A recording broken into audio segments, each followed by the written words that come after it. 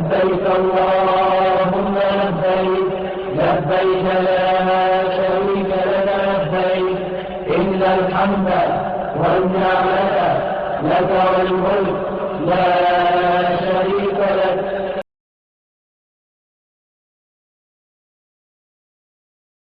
حج کے موقع پر ہونے والے رسومات. حج ہر اعتبار سے مبارک سفر ہے. اسے تمام فرائض، واجبات، سنن اور آداب کی رعایت کرنے کے ساتھ ادا کیا جائے، اور حج میں جو رسومات رائج ہے ان سے بچا جائے. بعض رسومات حج میں جانے سے پہلے اور بعض حج سے واپسی پر ان کو ادا کرنا ضروری سمجھا جاتا ہے، اور نہ کرنے پر طعن و تشنیع کی جاتی ہے. یہ باطل و بے سود رسومات ہے جن کا حج سے کوئی تعلق نہیں ہے، اور حاجی کو حج کے انوار و برکات سے محروم کر دیتی ہے. وہ رسومات یہ ہے: نمبر 1، حج سے پہلے اور حج کے بعد جانبین سے دعوتوں کا التزام.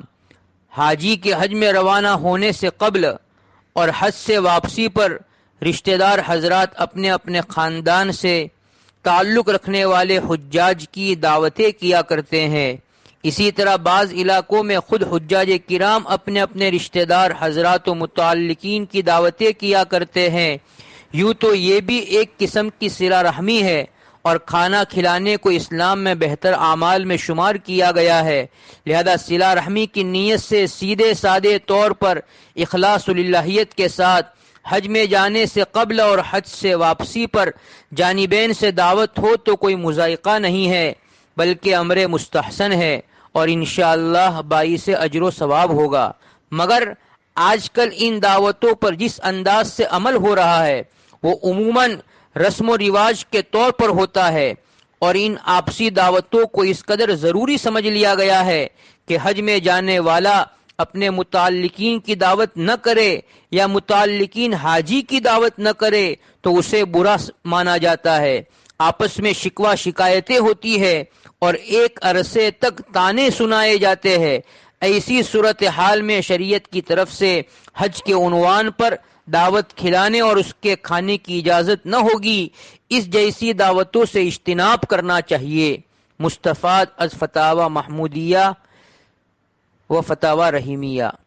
نمبر 2، حجاج کرام کی روانگی اور ان کی آمد پر اجتماعی دعا کا التزام. حجاج کرام کی روانگی کے وقت، اسی طرح ان کی آمد پر اجتماعی دعا کا ثبوت احادیث مبارکہ اور فقہ کی کتابوں کی طرف رجوع کرنے کے باوجود بھی نہ مل سکا.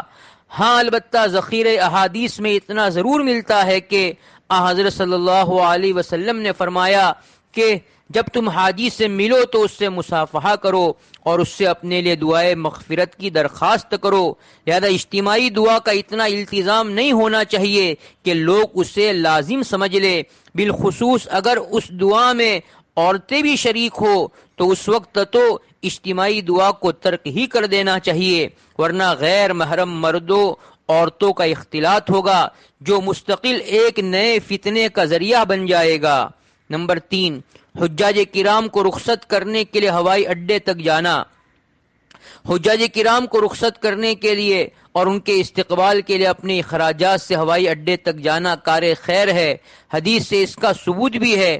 حضرت حسن رضی اللہ تعالیٰ عنہ سے روایت ہے کہ جب حاجی حج کے لیے روانہ ہو تو ان کو چھوڑنے کے لیے جاؤ اور ان سے دعائے خیر کی درخواست کرو، اور جب وہ حج سے واپس آئے تو ان سے مصافحہ کرو قبل اس کے کہ وہ دنیاوی مصروفیات میں لگ کر گناہوں میں مبتلا ہو جائے.